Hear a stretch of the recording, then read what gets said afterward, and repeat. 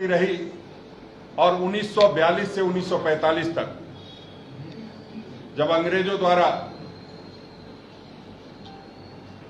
अत्याचार किया जा रहा था और हम लोगों ने अंग्रेजों भारत छोड़ो का नारा दिया था, उस समय इस समाचार पत्र को प्रतिबंधित भी किया गया। बावजूद आजादी के बाद हमने लगातार इसको चलाने का काम किया। इस समाचार पत्र की संपादकीय उत्कृष्टता के बावजूद नेशनल हेराल्ड समाचार पत्र निरंतर आर्थिक रूप से घाटे में जाता गया, जिसके परिणाम स्वरूप इसके द्वारा देय बकाया राशि 90 करोड़ रुपए तक पहुंच गई थी। इस संकट में फंसे नेशनल हेराल्ड समाचार पत्र की सहायता के लिए कांग्रेस पार्टी ने वर्ष 2002 में से लेकर 2011 के दौरान लगभग 100 किस्तों में इसे 90 करोड़ रुपए ऋण देने का काम किया। इसमें महत्वपूर्ण ध्यान देने योग्य ये बात है कि इस 90 करोड़ रुपए की राशि में से नेशनल हेराल्ड ने 67 करोड़ रुपए अपने कर्मचारियों के वेतन, मतलब पत्रकार मित्रों के वेतन पर और वीआरएस का भुगतान करने के लिए उपयोग किए।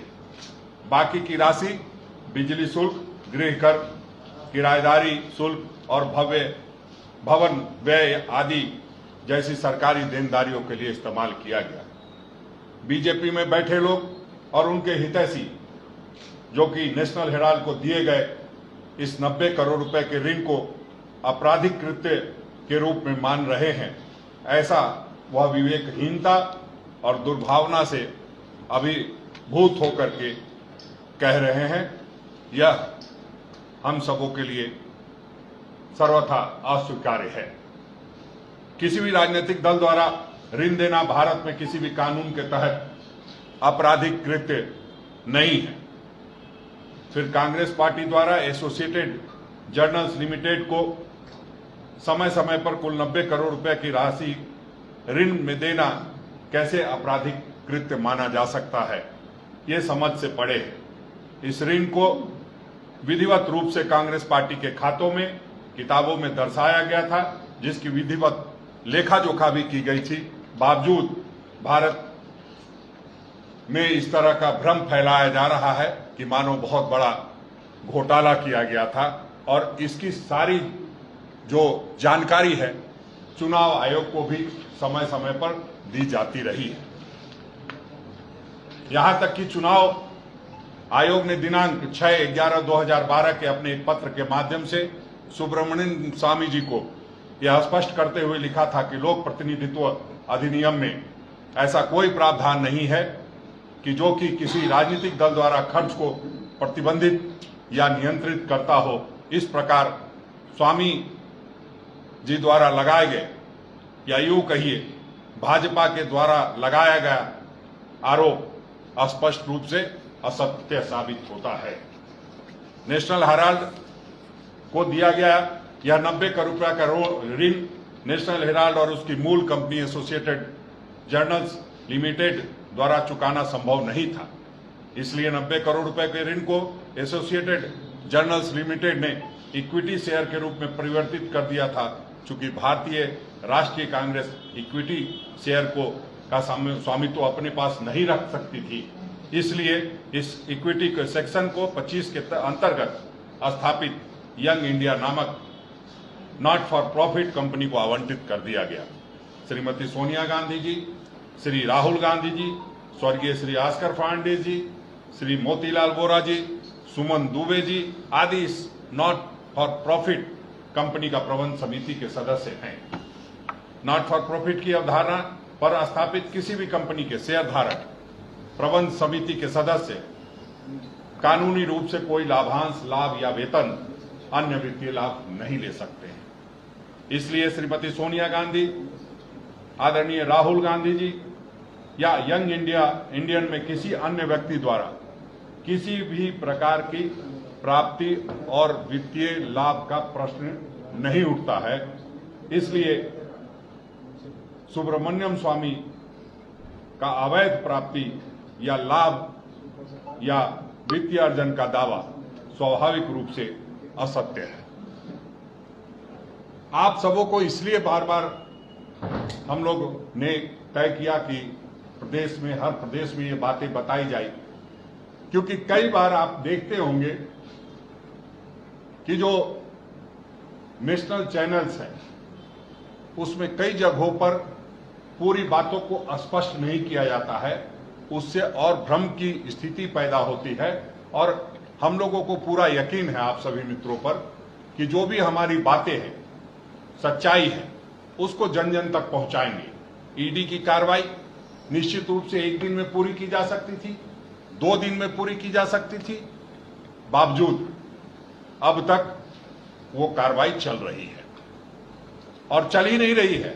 लगातार लोगों पर लाठियों से बारिश की जा रही है, बौछार की जा रही है और कहीं न कहीं लोकतंत्र के गले को घोटने का प्रयास किया जा रहा है। आप जानते हैं बेरोजगारी किस तरह चरम पर है और जो प्रधानमंत्री जी ने 2 करोड़ प्रतिवर्ष नौकरी देने का वादा किया था, वो आज प्रधानमंत्री जी 10 लाख नौकरी दे करके अपनी पीठ खुद थपथपाने का काम कर रहे हैं। उन सारे मुद्दों से ध्यान भटकाने के लिए और पूरे देश में राहुल गांधी जी की छवि को नुकसान पहुंचाने के लिए, आदरणीय श्रीमती सोनिया गांधी जी के छवि को नुकसान पहुंचाने के लिए इस तरह कार्रवाई की जा रही है। नेशनल हेराल्ड की समग्र आय और सभी संपत्तियां एसोसिएटेड जर्नल्स लिमिटेड की अनन्य संपत्ति बनी हुई है। कारण बहुत सरल है, संपत्ति का स्वामित्व कंपनी यानी एसोसिएटेड जर्नल्स के पास ही है, किसी शेयर धारक के पास नहीं है। एसोसिएटेड जर्नल्स लिमिटेड को किसी भी चल या संपत्ति को किसी को स्थानांतरित नहीं किया जा सकता है और न ही यंग इंडियन में एसोसिएटेड जर्नल्स लिमिटेड से एक भी रुपया निकला है। भले ही यंग इंडिया एसोसिएटेड जर्नल्स को नियंत्रित करता है, फिर भी अपने प्रबंध समिति के किसी सदस्य को एक भी रुपया नहीं दे सकता है, क्योंकि यह नॉट फॉर प्रॉफिट कंपनी है। स्वाभाविक रूप से भले ही अगर प्रबंध समिति के सदस्यों द्वारा यंग इंडिया कंपनी का परिसमापन बंद कर दिया जाता है, तो इससे प्राप्त सकल आय केवल नॉट फॉर प्रॉफिट कंपनी को ही जा सकती है और कानूनी रूप से इसे शेयर धारकों, प्रबंध समिति के सदस्यों के बीच भी वितरित नहीं किया जा सकता है। वास्तव में एसोसिएटेड जर्नल्स लिमिटेड की संपत्तियों की हमेशा के लिए रक्षा करता है, क्योंकि इसकी संपत्ति को किसी भी निजी व्यक्तियों द्वारा बेचा और उपयोग नहीं किया जा सकता है और यह हमेशा एक कोई लाभ की नहीं अवधारणा पर स्थापित कंपनी के पास रहेगी। इन परिस्थितियों में किसी आपराधिक कृत्य या निजी लाभ पाने का प्रश्न ही कहां उठता है।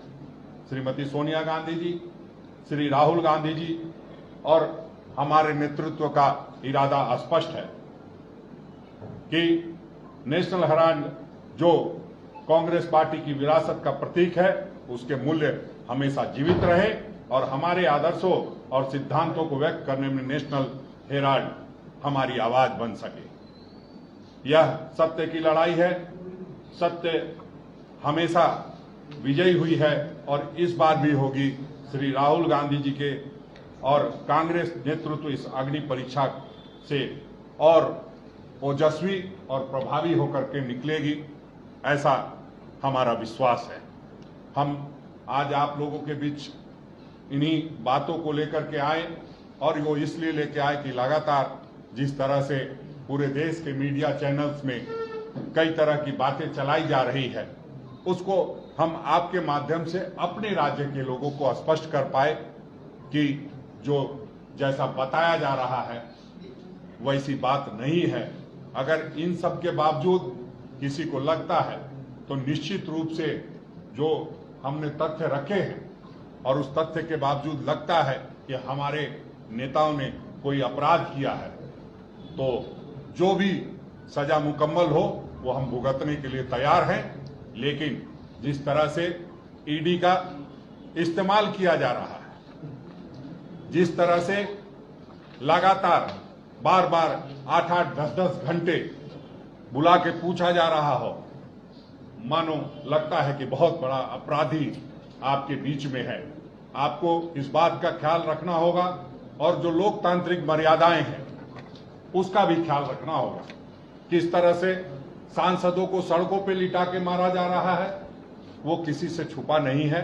आप सब का इस बात के लिए धन्यवाद भी मैं करता हूं कि कम से कम जो इन बातों की सच्चाई सामने आप कई लोग रख पा रहे हैं, कई लोग नहीं रख पा रहे हैं, लेकिन आप इस सच्चाई को जरूर रख रहे हैं कि हमारे जो उच्च सदन में राज्यसभा के सांसद हैं उनको भी सड़कों पर खींच खींच के पीटा जा रहा है, पत्रकार मित्रों के साथ दुर्व्यवहार किया जा रहा है।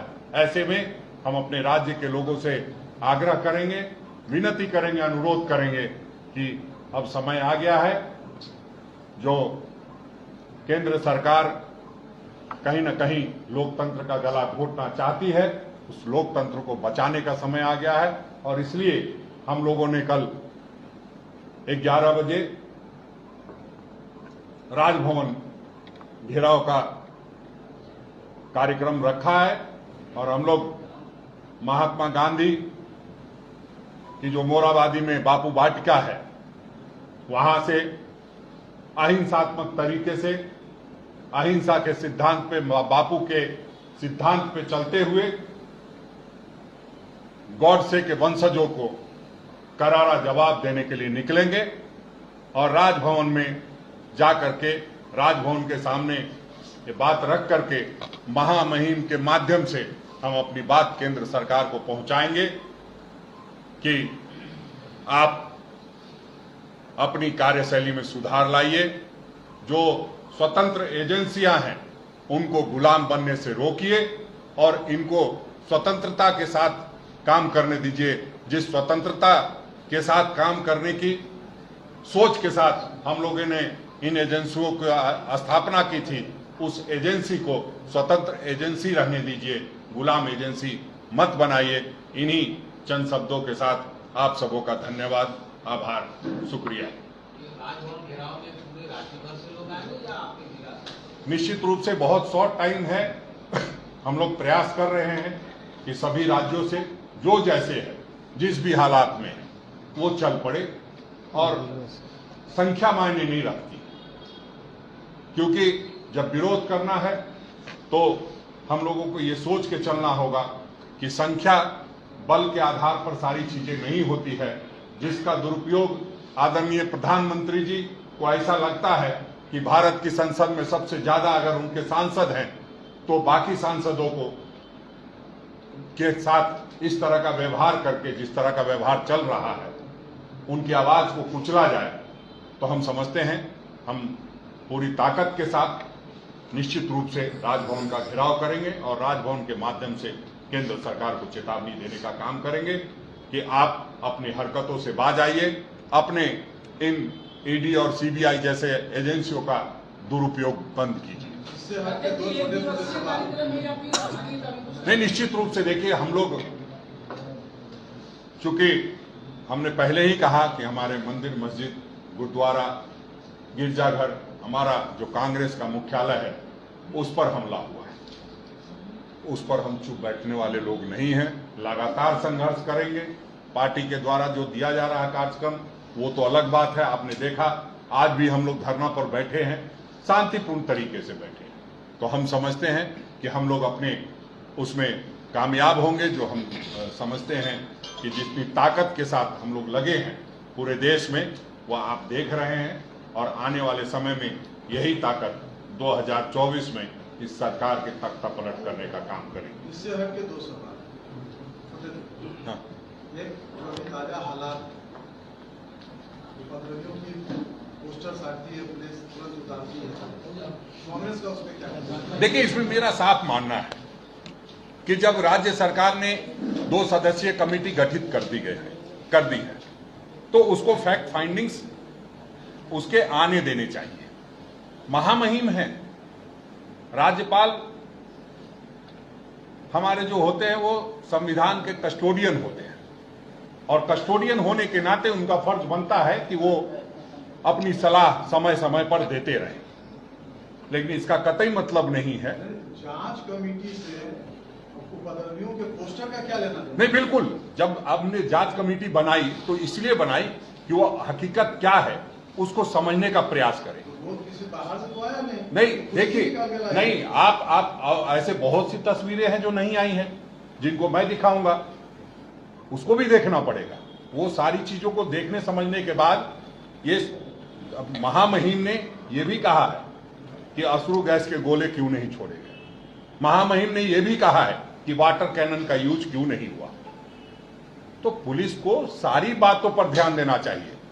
ये हम साफ शब्दों में कहना चाहेंगे कि लोकप्रिय सरकार है, गठबंधन की सरकार है, जनता की सरकार है, सबकी बात यहां सुनी जाएगी और कतई इस तरह की किसी को भी मनमानी करने की इजाजत नहीं है। महामहिम हमारे अभिभावक हैं, लेकिन ऐसा नहीं है कि यहां कोई प्रेसिडेंट रूल लगा हुआ है, तो निश्चित रूप से वो सलाह दे सकते हैं, लेकिन सलाह पर राज्य सरकार को निर्णय लेना है। निश्चित रूप से राज्य सरकार निर्णय ले रही है। लगातार महामहिम जी ने जब भी कोई बात कही है तो उसका सम्मान किया गया है और हम समझते हैं सारी बातों को सम्मान को ध्यान में रखते हुए और सारी चीजों को ध्यान में रखते हुए जो 2 सदस्यीय कमेटी बनी है वो जांच भी करेगी और निर्णय भी देगी और दूध का दूध और पानी का पानी करेगी। धन्यवाद।